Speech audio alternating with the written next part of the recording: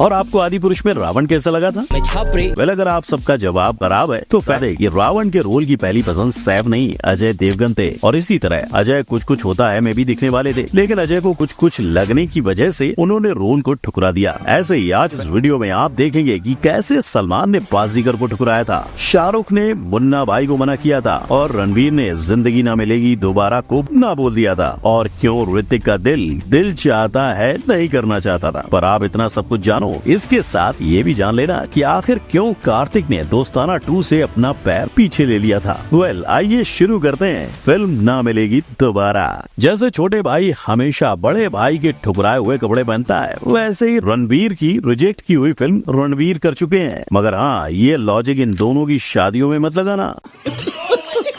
और अगर रणवीर के रिजेक्टेड रोल्स की ओर देखें तो सबसे पहला और बड़ा नाम आता है दिल धड़कने दो। इस मूवी में जोया अख्तर ने भाई बहन के तौर पे करीना और रणवीर को लेने की सोची थी, लेकिन रणवीर अपनी डेट्स में उलझ गए और जोया को पूरी स्टार कास्ट चेंज करनी पड़ी थी। लेकिन फिर ये फिल्म गिरी रणवीर की झोली में। और इसके बाद आती है बैंड बाजा बारात, पर यहाँ भी रणवीर अनजाना अनजानी में बिजी हो गए और आदित्य चोपड़ा ने रणवीर को लॉन्च कर डाला। लेकिन अगेन एक मौका ऐसा भी आया था जहाँ रणवीर और रणबीर दोनों साथ दिखे थे, पर क्योंकि गली बॉय में लीड एक्टर रणवीर थे, इसीलिए रणवीर ने इस रोल को ठुकरा दिया था। और शायद वो मल्टी स्टारर मूवी में भी नहीं आना चाहते थे, जिस वजह से जोया अख्तर की जिंदगी ना मिलेगी दोबारा से भी उन्होंने अपना हाथ खींच लिया था। लेडी भाईजान इंडस्ट्री में एम्प्लॉयमेंट प्रदान करने के लिए सलमान का नाम यूं ही बदनाम है। असली करियर तो दीपिका बनाती हैं। दीपिका ने इसे रिजेक्ट किया तो आलिया बनी 2022 की सबसे हिट सुपरस्टार। सुल्तान से मुंह फेरा तो अनुष्का ने अवार्ड उठाए। इम्तियाज अली के रॉकस्टार में हीर न बनने का फैसला नरगिस वाकरी के लिए डेब्यूइंग ब्लॉकबस्टर बना। और कटरीना के थमते करियर पे उन्होंने दोनों फिल्में कुर्बान कर डाली, है ना दीपिका पक्की लेडी भाईजान। I don't know what to do, मेरी किस्मत ही खराब। पर बैक टू बैक इतने रिजेक्शन, अब सूत्रों की माने तो गंगूबाई आर्या के साथ काम ना करने और शायद इसीलिए रिजेक्टेड थी। वहीं उन्हें बाकी फिल्में दूसरे प्रोजेक्ट्स के चलते रिजेक्ट करनी पड़ी। पर हाल फिलहाल में भले दीपिका की चॉइस डामाडोल हो, रिजेक्शन की भीड़ में उन्होंने राइट चॉइस से ब्लॉकबस्टर भी दिए हैं। अब देखना यह है कि जवान के बाद उनकी ये फिल्में सही चुनाव साबित होंगी या गलत। ऐस बोले तो शाहरुख था मुन्ना, देर आए दुरुस्त आए, ये कहावत आज हर SR के फैन के मुंह पर है, क्योंकि 21 साल के लंबे इंतजार के बाद शाहरुख और हिरानी एक साथ काम करने जा रहे हैं। आज से 21 साल पहले राजू हिरानी ने शाहरुख को मुन्ना भाई MBBS का रोल ऑफर किया था। इनफैक्ट शाहरुख इस रोल को करने के लिए मान भी गए थे और किरदार को बेहतर बनाने में इनपुट्स भी देने लगे थे, लेकिन अचानक SR को बैक इंजरी हुई और वो फिल्म से बाहर हो गए। मगर राजकुमार हिरानी ने हार न मानते हुए 2009 में शाहरुख को रेंचो का रोल ऑफर किया था, पर शाहरुख ने फिर इनकार किया और इस बार उनका बहाना था डेट्स की कमी। और क्या आप जानते हो, इन्हीं डेट्स की कमी के कारण शाहरुख लगान जैसी अहेड ऑफ इट्स टाइम वाली मूवी से भी हाथ धो बैठे थे। लेकिन जैसे कहते हैं ना, सुबह का भूला शाम को घर लौटे तो उसे भूला नहीं कहते, तो उसी तरह इतने सालों बाद अब SRK और हिरानी एक साथ फिल्म कर रहे हैं। इनफैक्ट इस फिल्म की खबरें ऐसी आ रही हैं कि ये फिल्म 2023 के दिसंबर में ही लॉन्च होगी। क्या लगता है, डंकी हिट है या फ्लॉप? बाहुबली को ना भाया स्वदेश, ये है बाहुबली, मेरा मतलब होने वाले बाहुबली, क्योंकि ऋतिक रोशन को बाहुबली ऑफर तो हुई थी, लेकिन इन्होंने घर आए हिट को वापस भेज दिया। इसीलिए क्योंकि जोधा अकबर के बाद वो दूसरा पीरियड ड्रामा करने में इंटरेस्टेड नहीं थे। वैसे ही जैसे इनकी झोली में क्रिश 4 और रामायण जैसी हाई ऑन विजुअल इफेक्ट फिल्में होने के चलते इन्हें ब्रह्मास्त्र 2 करने में इंटरेस्ट नहीं है। लेकिन सिर्फ ये बड़ी फिल्म नहीं है, ऋतिक को फिल्में रिजेक्ट करने की मानो लत लग गई है। वरना स्वदेश, जिसे वो अपनी फेवरेट फिल्म बताते हैं, उसे रिजेक्ट कर दिया, बस ये सोचकर कि शायद वो डायरेक्टर के विजन को पर्दे पे दिखा नहीं पाएंगे। ट्राई तो करते पर खुरदार, काबिल या नाकाबिले माफी, डायरेक्टर और ऑडियंस देख लेती। वो तो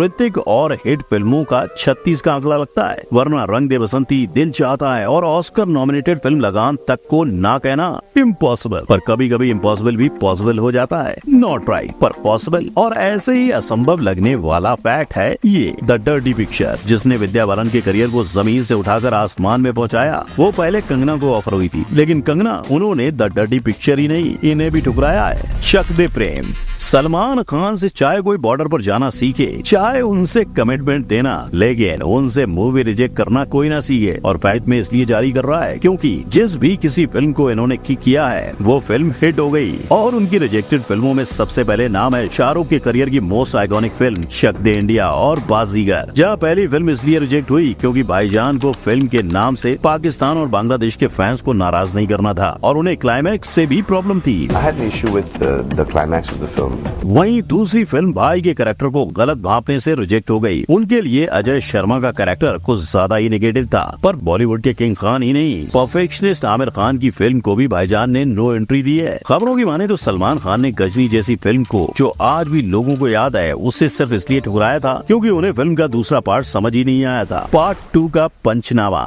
2.0 यही नाम रखा है जेन जेड ने कार्तिक आर्यन का, क्योंकि जैसे ही किसी फिल्म का सीक्वल की बात होती है कार्तिक बीच में टपक ही पड़ते हैं। पर जैसे हर पार्ट 2 सक्सेसफुल नहीं होती, वैसे ही दोस्ताना 2 के सेट पर अनप्रोफेशनल बिहेवियर के चलते उन्हें आउट कर दिया और धर्मा प्रोडक्शन और करण दोनों ने रिजेक्शन पे जवाब नहीं दिया। हालांकि करण से पहले कार्तिक ने उन्हें रिजेक्ट किया था, पहले तब जब उन्होंने करण के प्रोडक्शन में बनी गुड न्यूज को रिजेक्ट किया और कहा कि पिक्चर तो अच्छी है पर अपने करियर के जिस पड़ाव पे वो थे उन्हें उसका हिस्सा नहीं बनना था। फिर तब जब उन्होंने कॉफी विद करण पे कॉफी चखने से इनकार किया और कार्तिक तो ऐसे ही है भैया, पसंद आया तो डन और नहीं आया तो गई भैंस पानी में। जैसे हीरोज नाउ के साथ 90 करोड़ की 3 फिल्म डील का ऑफर उन्होंने फिल्म पसंद नहीं आने पे बिना सोचे ठुकराया था। अब इसे घमंड कहें या बेवकूफी, पर कार्तिक एक अच्छे रोल की कीमत जानते हैं क्योंकि अपने स्ट्रगलिंग डेज में उन्होंने 1,500 के लिए एड भी की है। I remember मुझे इसमें कितना 1,500 रुपए मिला था और 1.25 लाख के लिए डेब्यू फिल्म भी दिलवाले सैफ नहीं ले पाए। 10 फिल्म फेयर अवार्ड्स, 1000 से भी ज्यादा हफ्तों तक चलना, ये शायद कभी नहीं होता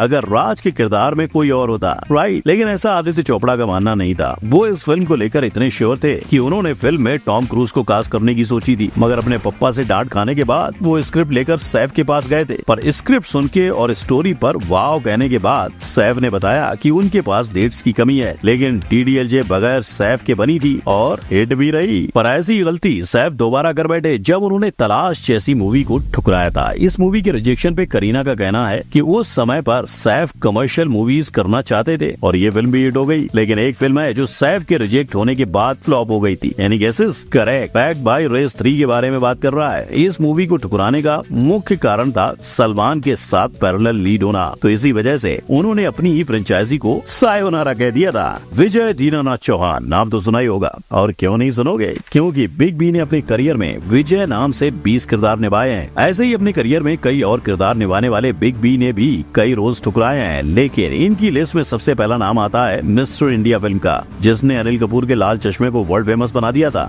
लेकिन बिग बी के हिसाब से फैंस अमिताभ को अदृश्य देखना नहीं पसंद करते और ये सोचकर फिल्म को जाने दिया। पर जावेद अख्तर को लगा कि बिग बी ने स्टोरी ठुकराकर उनका अपमान किया है और सलीम जावेद को उनके साथ कभी काम नहीं करना चाहिए। लेकिन ऐसा मत सलीम का नहीं था, जिसके चलते दोनों की सुपरहिट जोड़ी का ही दी एंड हो गया। मगर जहां अमित का ठुकराया ऑफर अनिल के लिए वरदान बन गया, वैसा ही किस्सा स्लम डॉग के वक्त भी दोबारा हुआ। लेकिन जहां सभी को लगा कि बिग बी ने स्लम डॉग करने से मना कर दिया है, वहीं अमित भैया ने फौरन उस हवा को क्लियर करके कहा कि मेकर्स ने मुझे अप्रोच ही नहीं किया है। पर जो भी हो, इन सब के बावजूद बिग बी का करियर हाउसफुल ही रहा है। तो भाई लोग, ये थे वो कलाकार जो हिट मूवीज करते करते रह गए। लेकिन आप किसे किस मूवी में देखना पसंद करोगे, कमेंट में बताना।